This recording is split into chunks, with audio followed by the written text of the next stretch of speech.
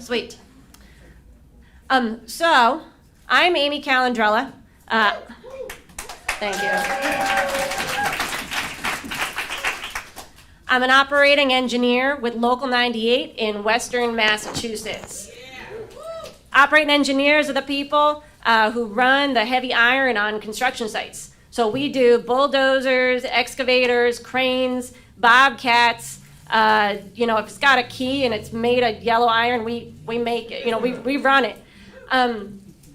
And before I get a start, I want to get a sense of who's in the room. So if you're a building trades worker, can you raise your hand or make some noise? Yeah.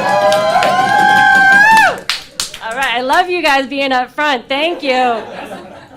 Appreciate it. And then also, I just would love to see a show of hands if you and your union or organization have tried to work together with the building trades or currently are. Lovely. Bless you. Fabulous. So, I got into the building trades 7 years ago.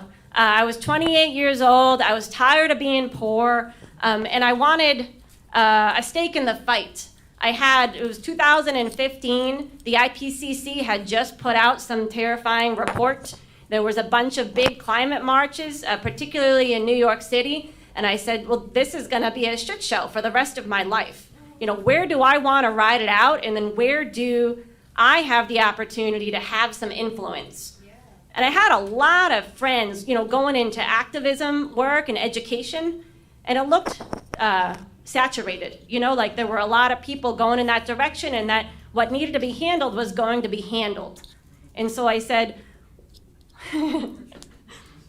Can I organize an interesting and effective life for myself on the part of the building trades? It looks like there's people here who are intelligent, who are dedicated and hardworking, and who have some of the key skills in guiding us through a transition to a livable planet. And those are people I want to know, and I want to know what they know. What does this look like from their perspective?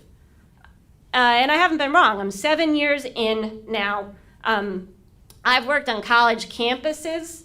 I've worked in the woods. I've been on the top of a 200-foot tower crane building the MGM Casino in Springfield, Massachusetts. I don't run cranes, but I took care of it. So I've milled and paved on the highway at night. I've watched the sunrise over the Connecticut River every day in December on a 7-day job, capping some contaminant that came from the coal plant because we couldn't dredge it out. And so we covered it up with rocks, which is our best solution for a lot of things. I've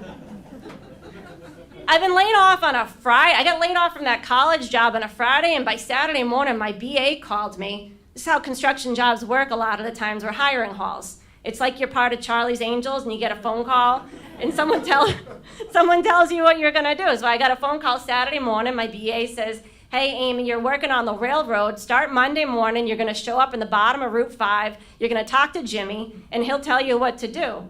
And then, 6:30 in the morning, I'm at the rail yard, and then by 9:30, I'm running a spike machine down the track, which I'd never seen before. So it's been a wild ride. Building trades workers, we're working 24/7 in every part of the land you can imagine, in the cities and the towns and in rural areas. We build, we maintain all of our waste management systems, all of our energy systems, all of our transportation systems, everything that you see around us and all the things that you don't see. And we know what's rational about the systems we have and about what's not rational. We see it and we live it. So this is a constituency that you want involved in designing a response to the climate emergency. These are people, we're expert in uncertainty. We're expert in adverse conditions and figuring things out as we go along, in problem solving, and in working with limited resources. We're also experts in the failures of the class system because we live it every day, and our bodies are on the front lines of all of the pollution and all of the chemicals that are contributing to the climate crisis. And most of us, we spend all of our time outside. We we live it. So it's with excitement I want to present our panel of building trades workers. I organized this thinking particularly about people that have worked in the field or are currently working in the field, because we're in the trenches, we're there every day, and we're seeing it happen. And so I'm interested in getting our perspective on what we see, where we're headed, and then where we need help from our allies in other areas of the labor movement. So for starters, I wanted to ask the panelists, and we can start with Barbara and move this way. So what is it that you do for work currently? I should face you when I say this. What is it that you do for work currently? How long you been doing it, and what do you like most about it? Okay, hi there. My ancestral name is Malnitsis. My English name is Barbara James. I come from Vancouver, British Columbia, Canada. I am a fourth-year carpentry union apprentice with Local 1907. I'm also a trustee to our local and a delegate to our provincial council. I'm also a part-time instructor for the BC Institute of Technology. I expertise in high-performance building, getting tradespeople ready for net zero building. I have a whole list here. I do a lot of stuff. Hell yeah! I'm also part of the BC Tradeswomen's Society. I'm a director on the board, and we are a nonprofit. I'm also a Build Together director, and that's the Women of the BC Building Trades. I'm also a regional representative for the BC Centre for Women in the Trades, and a delegate to Tradeswomen Building Bridges. Go ahead, Barbara. All right.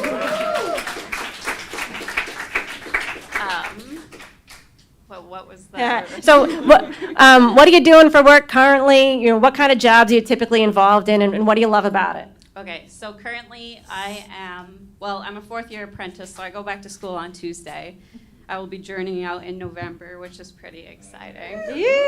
But all summer I've been working. We are building a new bridge. It's called the Patello Bridge in New Westminster. And so I'm a concrete form worker. And building a new bridge, then we'll tear down the old bridge. And that's what I do for the United Brotherhood of Carpenters. But that's no longer where my passion lays, because I have a connection to the land and carpentry. And the formwork, the concrete, as we all know, is not carbon friendly. So I got hired on by BCIT as an instructor for the high performance building. And I focus on teaching tradespeople how to build net zero, and looking at the materials we're using, like how much carbon was created in just making the materials itself and then getting it to site, and just being like building with intent. I think all tradespeople need to start thinking this way, because we can't build everything out of concrete. So that's where my passion is now. I've been traveling to small Indigenous communities to teach these skills. And yeah, that's my favorite part of it. Great.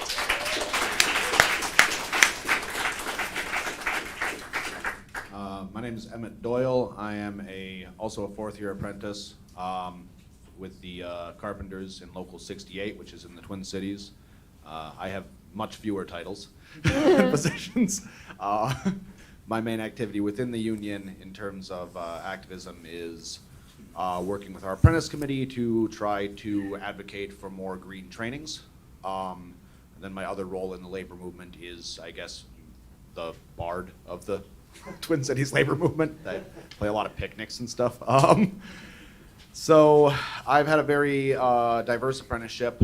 I actually came to the building trades by a strange route. I majored in environmental studies in college, worked in the food nonprofits for a year or two, and found that I was mostly making rich people feel better about themselves. And I decided to not do that anymore because it made me sick to my stomach. And then I worked on the Mississippi River for about 4 years. We were trying to organize a union there. It got busted. And so after facing retaliation from that company and just the fact that the Mississippi River has like very 18th century work conditions, it's absolutely hellish. I decided to step up in life and do construction instead, which was a major improvement. Also, I was getting married at that time, so I figured, might as well have a decent paying job and occasionally be able to see my partner. So I started out construction in weatherization, which is not a thing that the Carpenters Union does a lot of, but it's a really cool process. I don't know if you know what weatherization is, but it's basically upgrading existing buildings to be energy efficient. The Weatherization Assistance Program was started maybe back in the 70s or something. The federal government thought this was going to be like a couple-year program and that they would just be done updating all of the housing in America. And then as they did it, they realized that there's actually a lot of housing in America that needs to be updated. And in the process, discovered all these new things about building science and about insulation and about energy efficiency. So the WAP, yes, that is its acronym,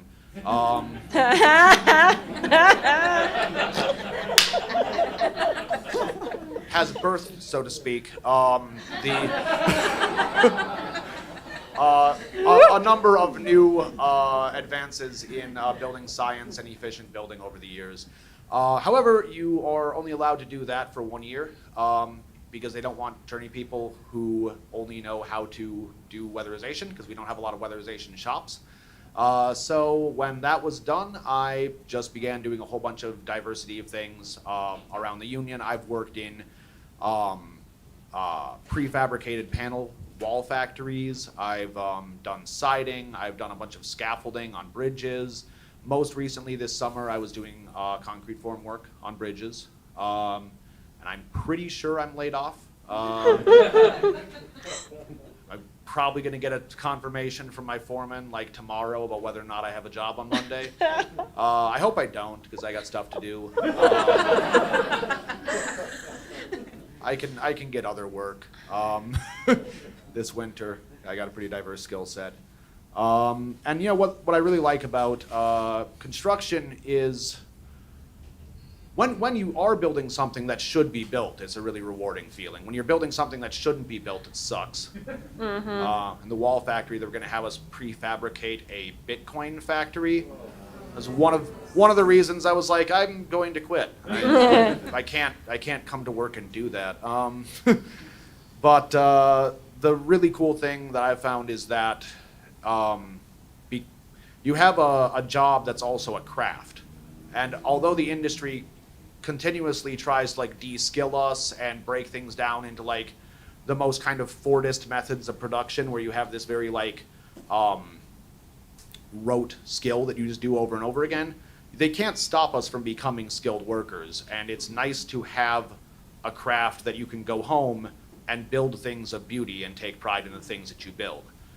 So I've taken all the earnings from this concrete job that was working us 60, 65 hours a week and outfitted my basement wood shop with the things I need to build things that I can take joy in and bring joy to the lives of my friends and family. And I think that's very rewarding. Awesome.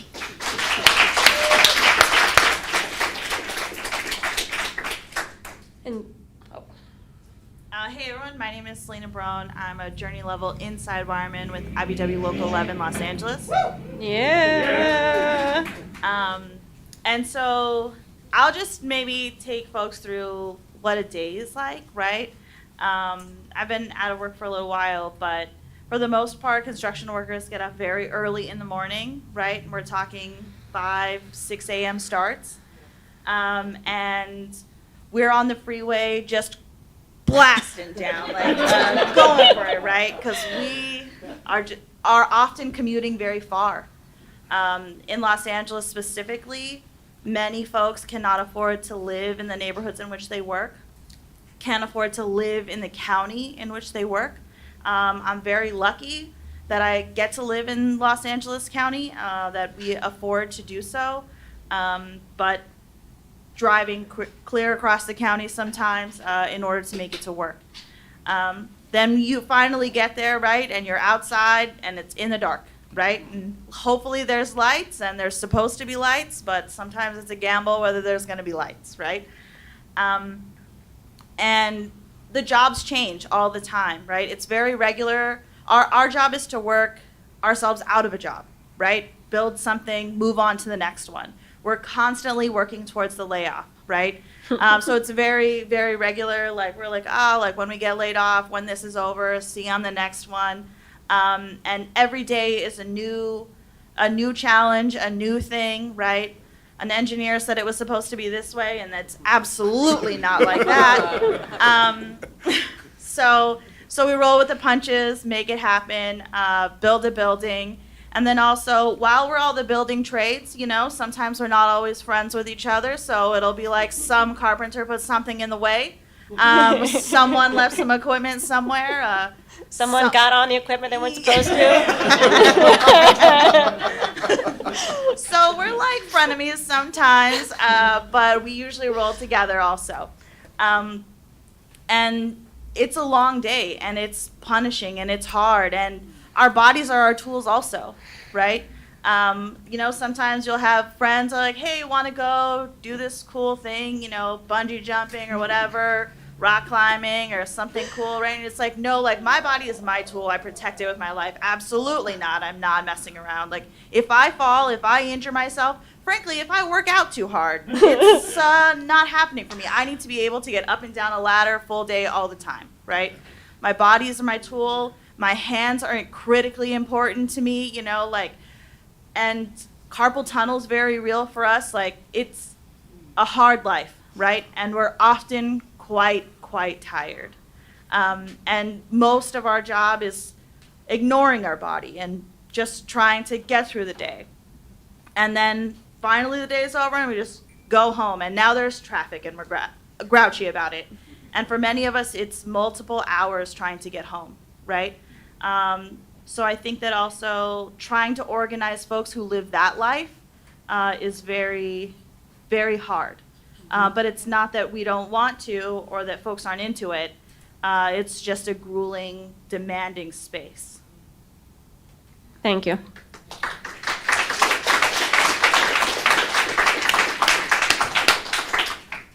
And I just want to share, because not everybody knows sort of what some of these terms mean, is a union, who knows what a union apprenticeship is in the building trades? Okay, good, a bunch of us. So for those that don't know, most of the building trades unions, they have apprenticeship programs, and they're schools, training schools funded by the members themselves. And so, you know, $2.35 out of every hour that I work on the job goes towards my training and education fund, which funds our apprenticeship program. And I think all four of us came through the apprenticeship programs.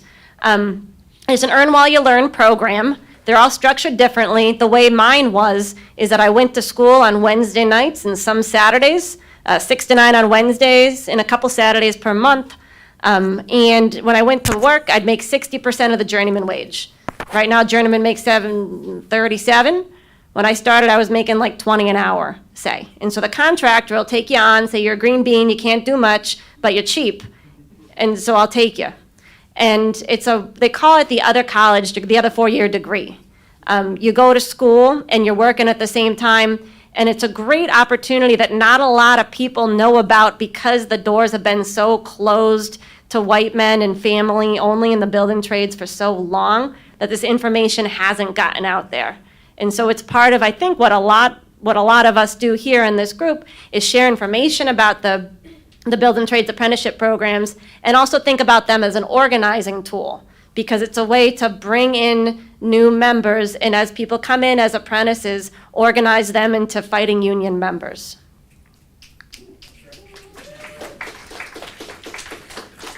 My second question for this group is, how do you see climate change affecting your life? And then how do you see your work contributing to climate change? Start with me. Yeah. Affecting my life. Well, I don't know if you've heard much, but up in Canada, the federal government is trying to break treaty and build pipelines through our land. So that's how it affects my life and my people. And it's hard to organize within a union who builds those pipelines. So that's where I struggle, and those are the challenges I face with that, because apparently you can't be pro-union and anti-pipeline. News to me. So yeah, that's how it affects my life and my job. But I do, with the net zero building, like I said, I traveled to small Indigenous communities, and we did a pilot project recently that was for Indigenous women and the gender diverse community. And we partnered with the school that I instruct at, BCIT, the Aboriginal Housing Management Association, a contractor, B Collective Homes, the North Vancouver Outdoor School, and the Cheakamus Center, which is the outdoor school. And so what we did is, it was a hybrid project. We had, I think it was about 9 different women from across BC, Alberta, and Manitoba. And we met online and we taught them all the theory of what we do, of the high performance building. And then we met for a week in Squamish, British Columbia. And we retrofitted a panabode cabin. And we got it net zero ready. But the way we went about it is we spent the majority of our day teaching them how to properly install windows and doors, how to put on exterior insulation, how to focus on your air barrier. And then after, when we were done that practical work, we would go sit in the longhouse and we would listen to elders tell stories. We would drum, we would sing, we would go out and harvest Devil's Club, and we made a salve. And so we incorporated a lot of culture into the build, so that way you have the connection to the land that you're building on, so you're more likely to care about what you're doing. And it was really successful. I can plug a YouTube link to the project afterwards if you're interested. Hell yeah. But yeah, so that's my job on that end of it. And so that's the hope I see, aside from all the concrete stuff that I've done in the past. Awesome, thank you.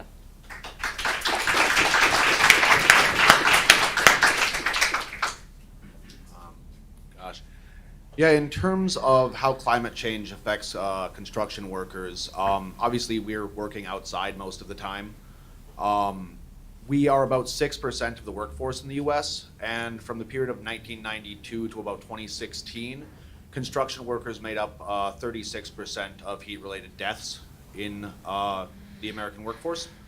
This was primarily cement masons and roofers, and disproportionately Hispanic construction workers who tend to be on the non-union residential side.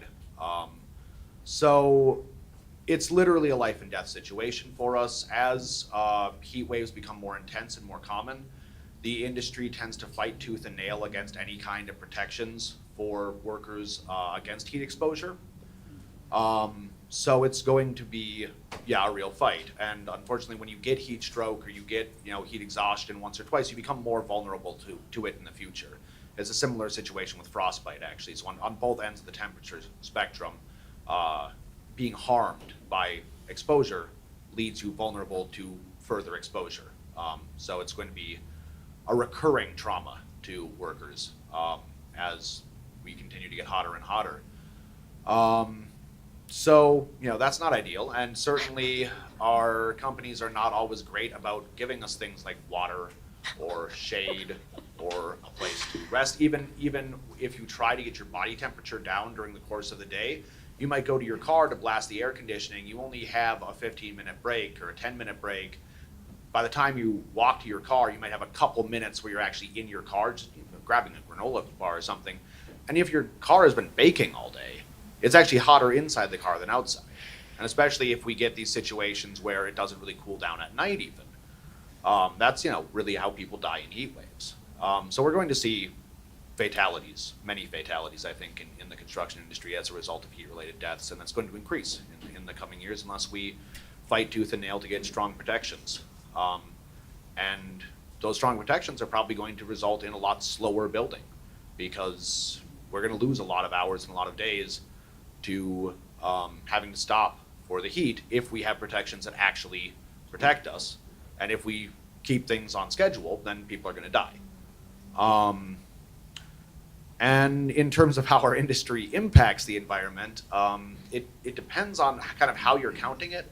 I've heard figures from 11% all the way up to like over half of all emissions globally can be counted as kind of construction related, either directly from our activities, actually building, or from the embodied carbon in the materials that we use, especially concrete and steel, transport of those materials.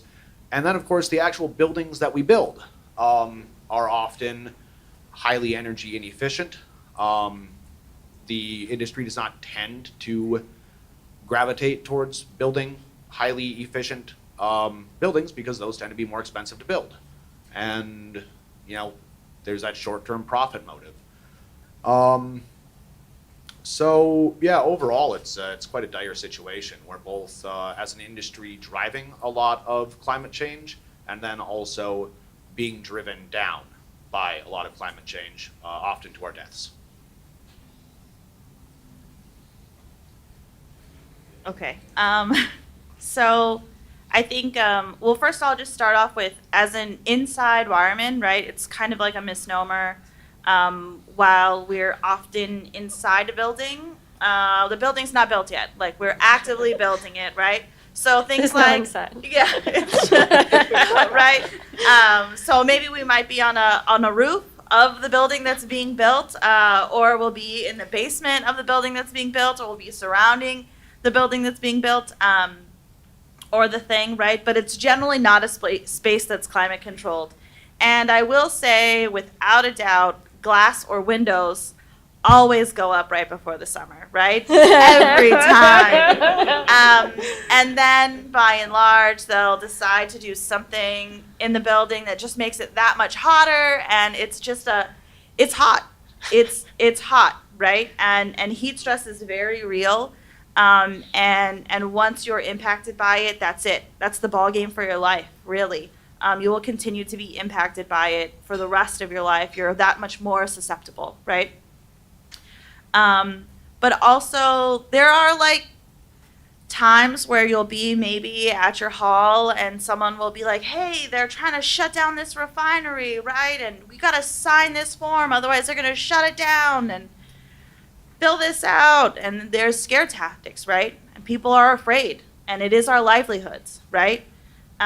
So sign the form we will, until someone with a skosh more education, right, a little more awareness of what that means, might tell, if they're lucky, a group of apprentices or a group of people who don't know, hey, like, more regulations are more work for us, right? But it can be very scary out there, right? And so when you're just barely making it, and all this information is being thrown at you, and it's hot, sign the forms we may.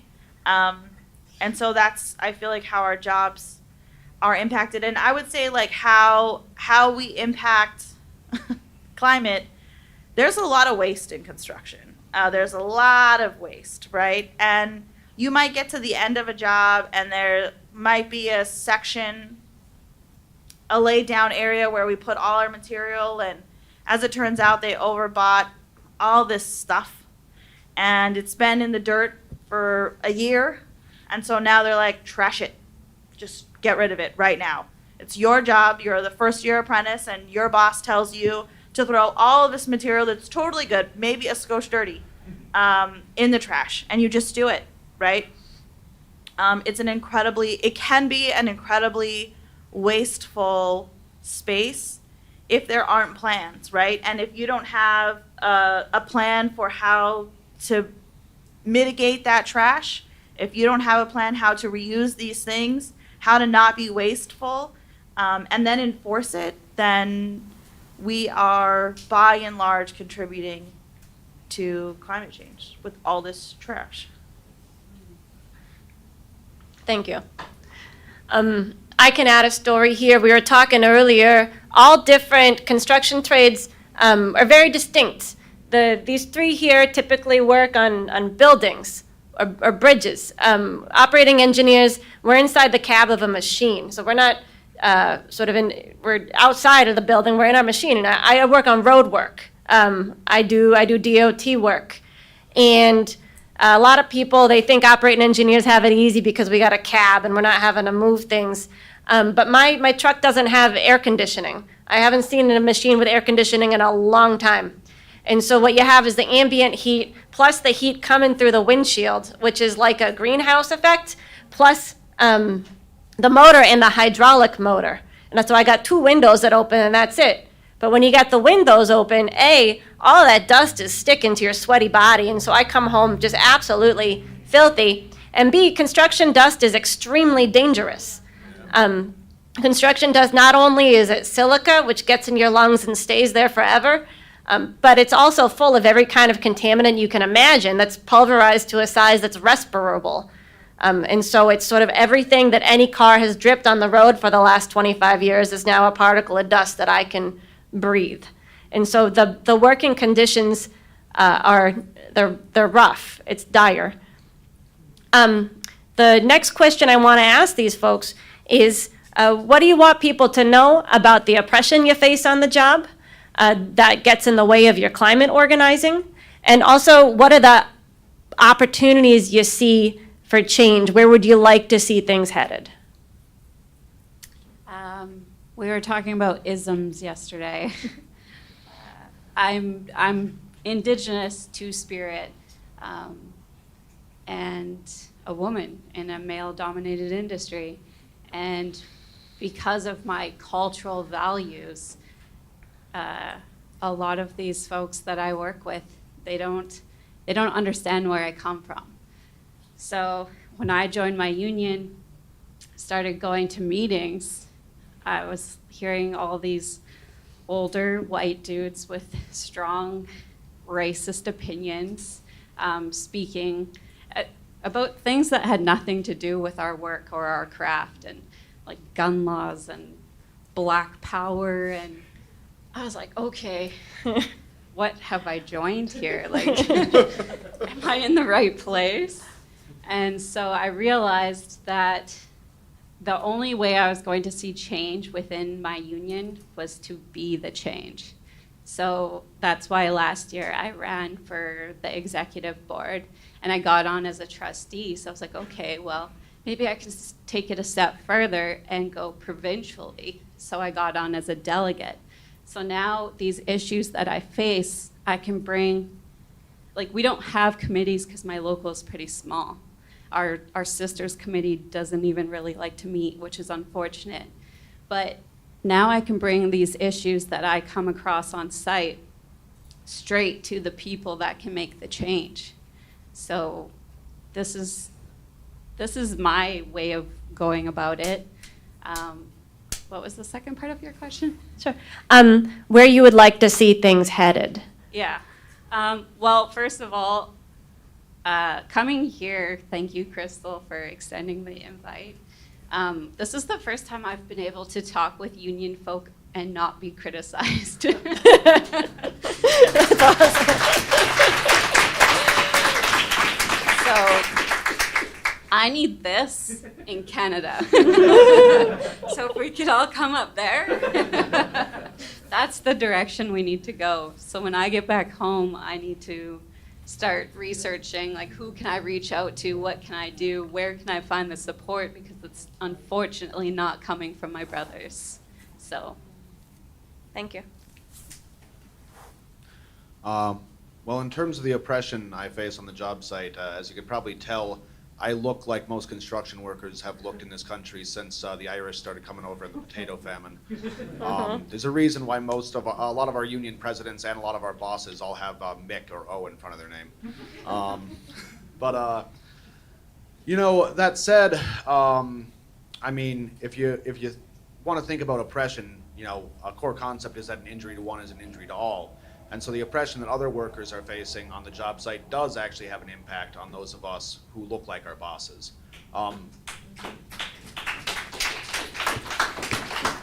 And in the building trades, this is especially acute.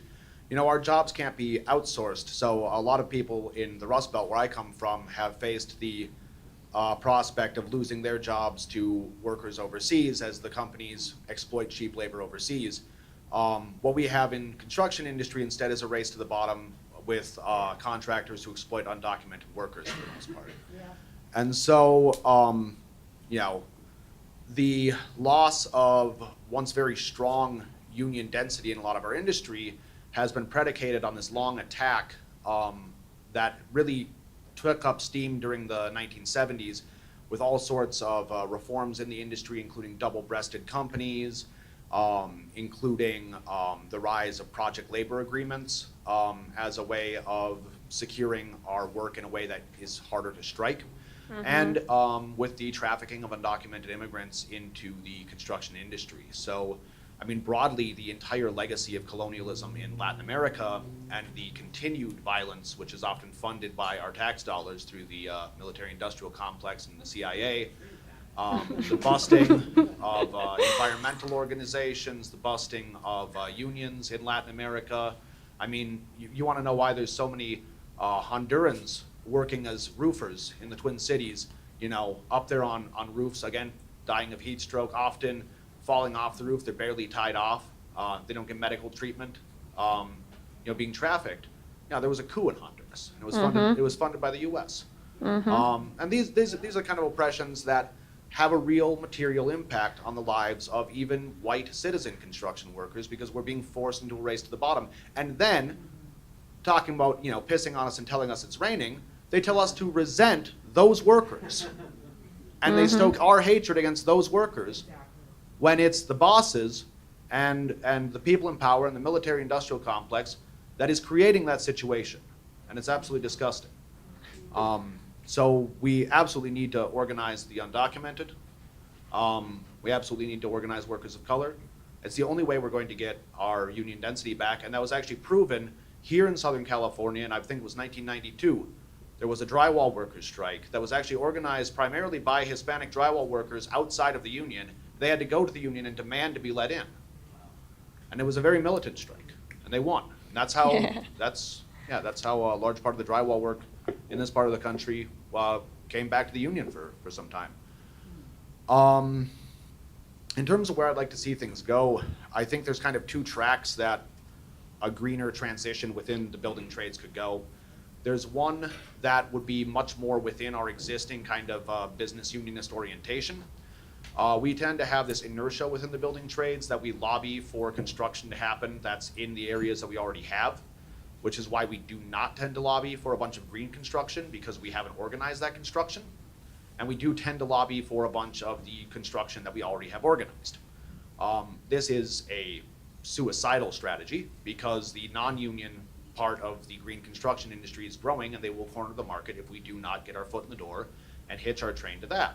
So we need to get that, and then once we do that, the inertia of our building trades institutional interests, of our union's institutional interests, will pursue that and continue trying to grow that. But we got to get our foot in the door and actually do it.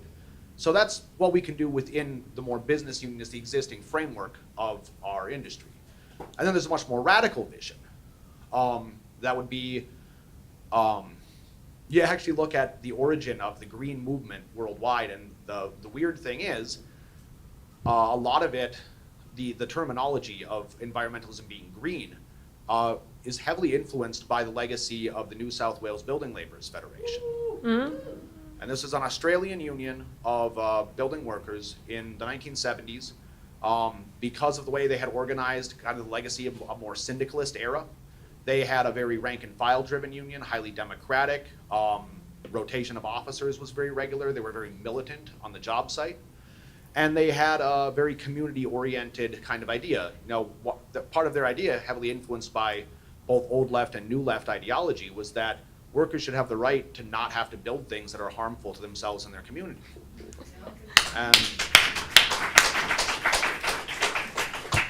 And that I got to stop you there so we can get to the questions. So the green bands are cool. The green bands are cool. Yeah. I'm sorry, can you just say the question again for me? Sure.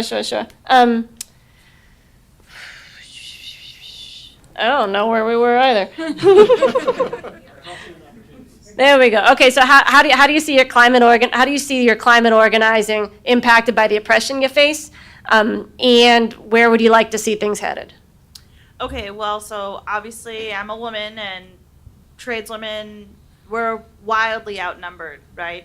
And at first, right, when I joined the trades, I didn't think, like, I had male cousins and we were very close, so I thought, like, no big deal, right? And I didn't know, right? And that's my privilege, right? In the world, I had no idea what it was like to be so wildly outnumbered. And if you've ever experienced that loneliness, right, and just general folks don't understand me and who I am, it's a wild experience. And I was very lucky that in Local 11 there was a tradeswoman space, and I went to it to get that support, right? But often, you know, when you're with your peers who totally understand you, then you're kind of preaching to the crowd a little bit, right? So a lot of the work, like as an organization that we do, that I do, is trying to figure out how we can make allies, because let's be honest, a lot of times they don't exist yet. And so for my brothers, it's hey, like, we need you to be an ally, and we only invite people into the space if they're safe, right? And it's something that we say to other tradeswomen that we invite into the space. He's safe, right? And it's because it's dangerous, like life dangerous. Like, there are sisters who get murdered by their brothers, right? It happens. It's incredibly dangerous and scary. So that's a large part of the organizing work that I do. And then also in being a minority, right, and being a woman and a person of color, I think one of the ways in my life that I've tried to figure out how to deal with that is just being good and better, right, at everything. I'll just know all the rules, and I'll play by all of them to the T, and I'll know the rules better than you, so when you tell me I can't do something, I'm holding the rule book, I know what page it is, and I'm telling you absolutely I can do this. And I will probably still be in trouble for doing it, but at least I have the rule book behind me, right? And empowering other people with knowledge, right, is critical for our organizing and for overcoming historical oppression on the many levels, right? And it shouldn't be that hard, right? We shouldn't have to be perfect all the time. We should get to make mistakes, but it's not that way for us. And it's very dire sometimes. But where I think I see things moving forward and like where there's so much potential specifically in the industry is like, I will say, like, wasn't excited to vote for the guy, but like Biden's doing a lot for labor, and it's incredible, and probably the most, I don't know about the other trades, but IBEW friendly president that we have ever had, and is doing incredible work in including language that we absolutely need. Like, construction can be with climate on everything, so long as there's a job tied to it, so long as there's training tied to it, and so long as we get paid the way we need to be, right? If we don't include language for prevailing wage, right, which basically means you have to meet our rates, right? If you're not paying our rates of pay, that means that a non-union contractor can underbid the job and pay someone else much, much less. And it's unfair to them as well as it is to us, right? If that language can be added, then fuck, let's build everything. Like, let's go for it. Like, let's build all of the climate, justice, friendly, everything, right? But these are the things that we need, and if we can find a partnership for that, then we can move forward and we can do all the things. Hell yeah.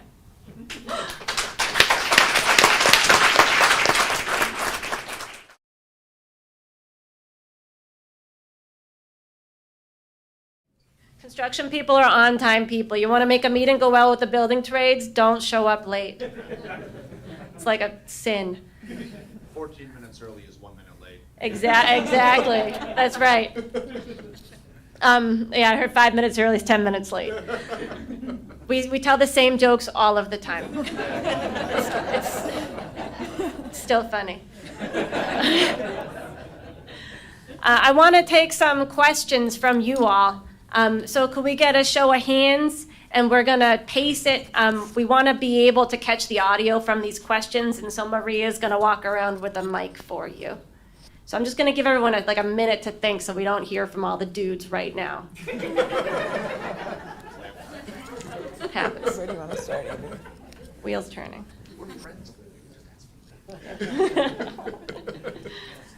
Okay, hands. We can have hands now. It's okay, dudes. Yeah, dudes. Okay. How about you in the middle?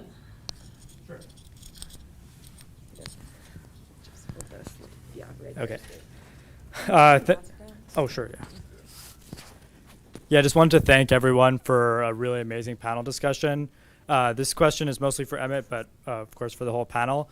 Are there rank and file? You mentioned the NSW BLF, which is of course a super inspiring example. Can you say what that means? The New South Wales Building Labourers Federation that implemented green bans in the 70s.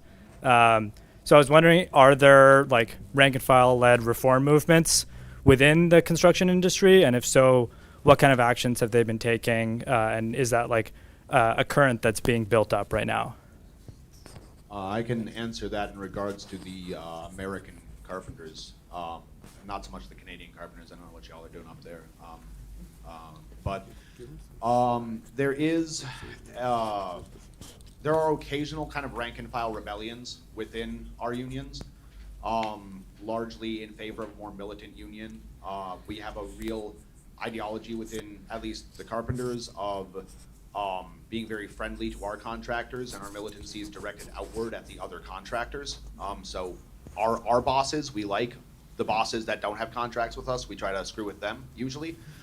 And some of our members would like a more militant union. So currently within the carpenters, I would say the main pocket of rank and file resistance that hasn't been crushed, because they usually do get crushed fairly quickly, would be the Peter J. McGuire group in the Pacific Northwest, who forced the Pacific Northwest Carpenters Union into a strike last year, which the details of how that strike failed are fairly sordid, and I'm not going to go into them here for fear of potentially saying something that would not be provable. But there are details that you would be interesting to look into on that one.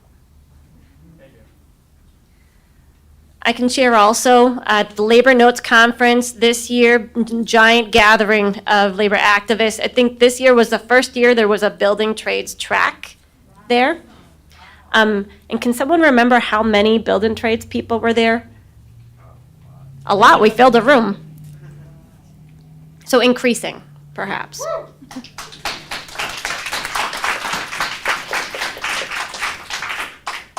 Jessica. Oh, wait.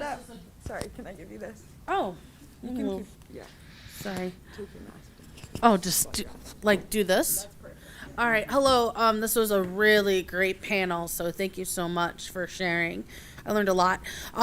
As someone who's in my union, Minneapolis Federation of Teachers, and in general, I'm thinking about the work we need to do to get to just transition. And my question is, for any one of you, how can other unions work and build good relationships with the building trades in order to, as a united labor working class force, push through just transition, eco-justice demands, what have you?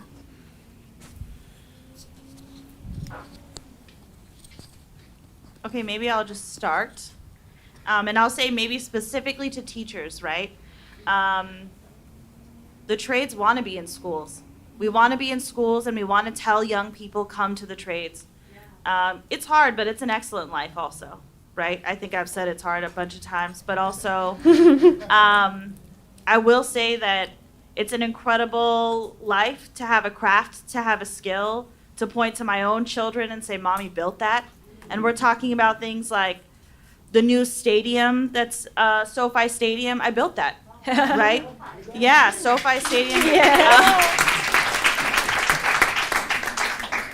So specifically, if you have an opportunity to give the trades and also the apprenticeships, right, access to students, we're actively looking for those partnerships. And the rank and file want to do it, right? Many of us grew up in communities where we were maybe told college wasn't for us, but also join the military. I'm just saying. So, right, if someone had told us 10 years earlier while we were in school, this is an option for you, we would have loved and appreciated that, right? So it's just, I think if we're talking about I think maybe the building trades is a step of, like, we're not there yet at solidarity, but like first let's be in community with each other, right? So that I think is a very easy first step, is invite us to schools. We want to be there, and also, like, as an electrician, right? If you have a high school kid wondering when they're going to use some Pythagorean theorem, like, use it every day. Every day, right? And people are like real upset. They're like, when are we going to use this? Every day, right? So it's a great helper, right?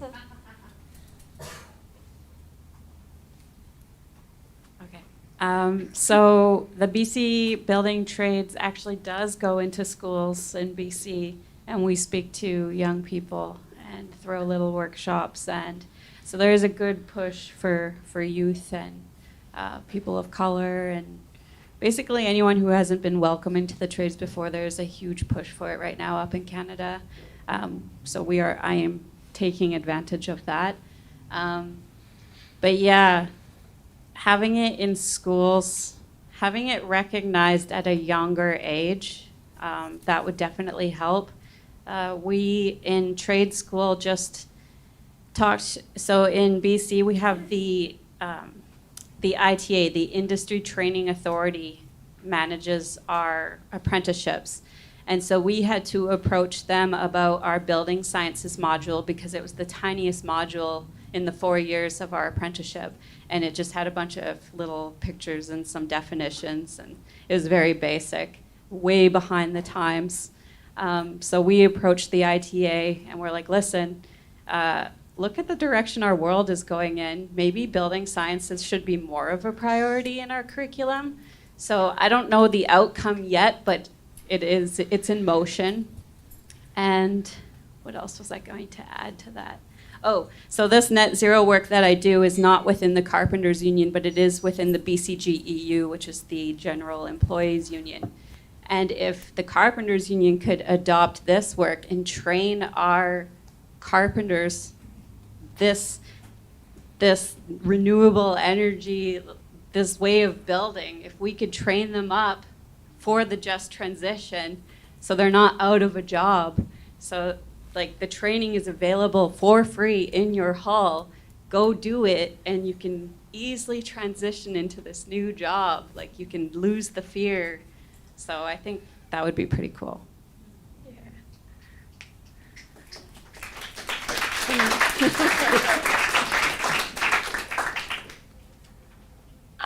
So a brief comment on your question. One thing I would say, or response rather, is that you go a long way with building trades workers by just being interested in what we do. A lot of the time we have these sort of like mean, I'm tired, I don't like you faces. But like in my experience, most of the building trade workers are softies. You ask them about their children or about their dog or about their garden, and they won't stop talking. And so there's safe topics of conversation. And if you know the right kind of questions you ask, and if you come to people with a degree of warmth, there's a lot of connection that can be built there. Are there any other questions? I don't know how to pick somebody. Let Maria do it. Okay, great. Thank you. Okay, right here. Do I okay. Thanks so much for your candidness. And I know that I work with the building trades a lot. I do climate and strategic research for the building trades to run like climate campaigns around. I think a lot is like framed as like the consequence that the building trades have climate emissions, and like oftentimes are like framed as opposing to climate groups. But the reality is like when we have to rebuild an entire economy, like that's going to take a lot of work, and that needs to be done right the first time. So like, I see like the building trades as like integral to like leading that work. But so the outside study is kind of the working conditions that already exist in the climate sectors, like building retrofits or solar projects, and we see like pretty poor working conditions in distributed projects, especially within the residential sector. So I was wondering if you could talk about like, I guess like how you see the future of like kind of work that has been like chronically ununionized, and you kind of touched on it before. It's a lot of undocumented workers with very poor working conditions. Well, I can speak to some of the work that the North Central Regional Council of Carpenters is doing. Our union has a working relationship with CETUL, the Center of Workers United in Struggle. The acronym makes sense in Spanish. They have been doing a lot of work trying to prosecute human traffickers, with Keith Ellison leading the prosecutions. So generally speaking, that involves getting the workers a T visa, which is a visa you get if you're willing to testify against your trafficker, and then getting them into the union, and then also generally holding accountable the contractor that hired that labor broker, that subcontractor, and getting them to go union. So we've had some successes with that. I think that our approach needs to broaden beyond just the T visa approach, though. There's a lot of workers that aren't officially trafficked and aren't going to be eligible for a T visa. They're just more broadly trafficked by the geopolitical situation, not by a specific like coyote. So that's going to be a big issue. We got to organize them somehow. And I think that, again, I think we should look to the example of the 1992 drywall strike here in LA. That like the deep-rooted self-organization and self-activity of those workers was really integral to that, as well as their militancy. But yeah, I mean, if we don't organize the residential sector, if we don't organize the emerging green industries, we're going to have a climate transition that's built on the backs of human suffering.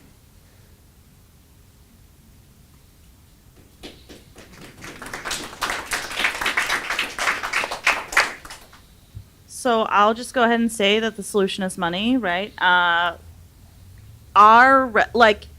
Locally in Los Angeles, we have residential electricians, and they're wildly underpaid versus our inside wiremen, right?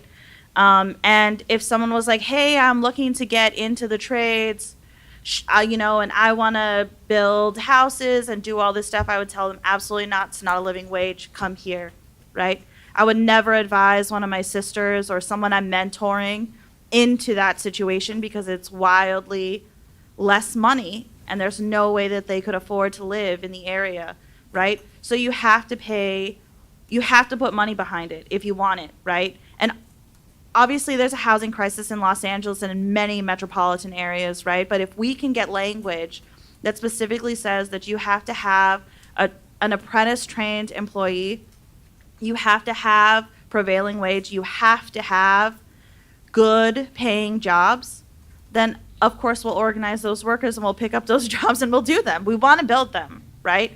We also can't afford to live here, right? So we also want housing, right? But we are not going to build housing for half of what we're making. And we won't advise other people to do so, and it will continue to go non-union until the wages come up. So that's a way that we can partner, right, is organizations saying that this deserves a good paying job, right? These things that we need, that our communities need, also deserve good paying jobs to make them happen in the first place.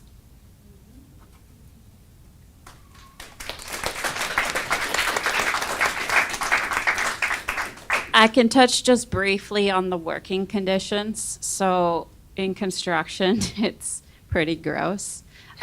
We use porta potties, and I don't know if you've ever used a porta potty that's used by 50 dudes in one day. in the hot, blistering sun at a certain time of the month. It's not fun. But it actually took the pandemic before we now have in our agreement, like, you have to have wash carts on our union sites so that we can have running water and flush toilets with garbage cans. And also, out of the pandemic, we got 5 sick days. So I can thank the pandemic for something.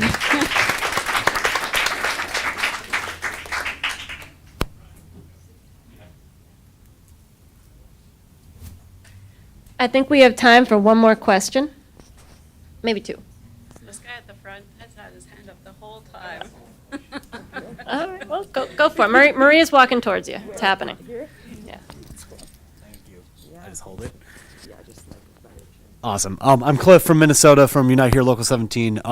So I have what feels like a hard question, but one I've always wanted to ask trades workers and have never gotten the chance.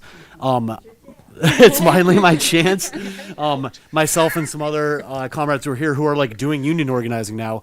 Also, for the last couple of years, we're fighting the Line 3 tar sands oil pipeline.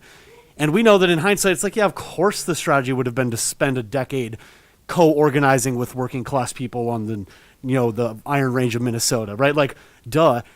That's not how it worked out, right? Like, we came in as allies to indigenous, radical activists who had camps up on the front lines. We're like, hey, we need people to chain themselves to bulldozers, right? We need to go literally get in your way. You know what I mean? Like, so, like, yeah, right. Like, and this is like, my question is kind of like from the climate perspective, and then also from like literally your jobs perspective.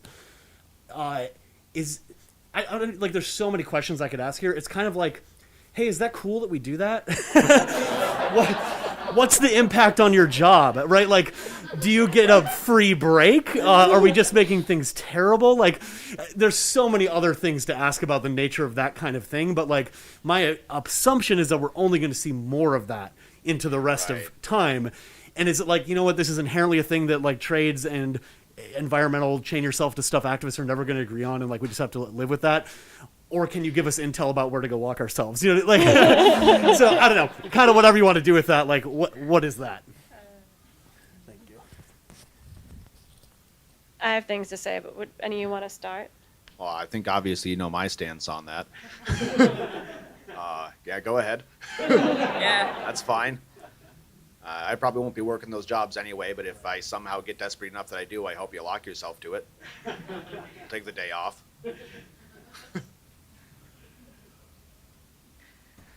I have okay, maybe not directly related, right? But one of the things I was hoping would happen, right? Because our local, who's in the room, would not simply sympathy strike with the teachers, right? And I was like, man, I wish the teachers would just show up a few hours early and picket in front, right? In front of everywhere that we were building a school, right? So maybe, bless, climate warriors, but, right, folks from the building trades have a job to do and we want to do it and get paid and go home, right? So if a strike could be organized that is in the way, right? Like, chain yourself to whatever, it feels like theatrics, but I mean, by all means. But I mean, if you could get someone else to, like another union, anybody, right? Someone who's more sympathetic to the cause, if you could get someone else to picket, right? And organize in that way. I mean, like, even frankly, like all these organizations have office workers. If you could get the clerical staff to strike at the same time, right? It's likely that the building trades folks may not cross a picket line.